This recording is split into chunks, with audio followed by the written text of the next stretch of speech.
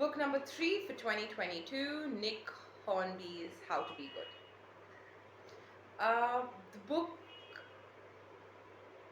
is about a midlife crisis um, of a woman who's been married for 24 years, and it feels like Nick Hornby, who's a man, had like a group of women standing around him all the time, telling him what they thought for days on end. I think it's really intimate, personal thoughts that women have, and he seemed to get it right, spot on.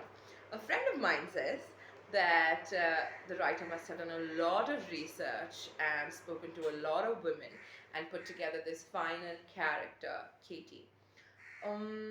About the book. Um, well, it starts off with her having an affair. It goes on to the husband, who is a character in himself, a very well thought of character, very human. Starts following a spiritual leader, borderline on a cult, and brings him home. They live with him, and yes, her journey of love in a marriage and feeling drained out because of the kids and her job, and the notion running throughout is what is good, what is bad, what consists of good. Is giving away all your money a good thing, or is doing your job every day a good thing?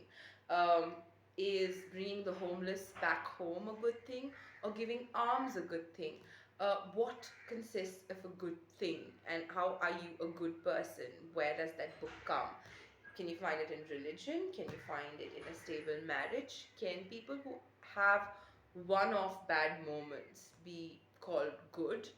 Lots of questions and lots of answers, and very well articulated. So there's this one moment where Kate goes and says something like this. In other words, the difficulties I was prepared to tolerate in the early years of my marriage were essentially romantic in their nature, inspired by the cliches of young married life as depicted in TV comedies, or possibly given that most TV comedies are more sophisticated and complex than my fantasies. It's true.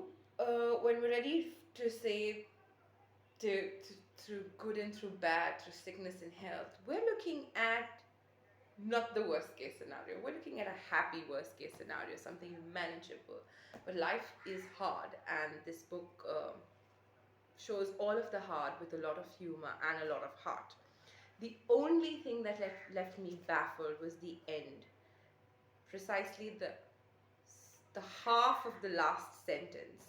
It's such a cliffhanger, and I've Googled it, I have checked it on the internet, I've checked it everywhere, and there's so many other people like me who are like, what happened in the last sentence? Why? Why? This is the second time this has been happening to me. First was Mrs. Maisel. I watched that show, and the cliffhanger, it left me, I think it took me a day to just come back to balance. And now this. Do read the book. It's funny, it's charming, and it's a woman's voice. Everything that a married woman will not tell you has been said in this book, and funny.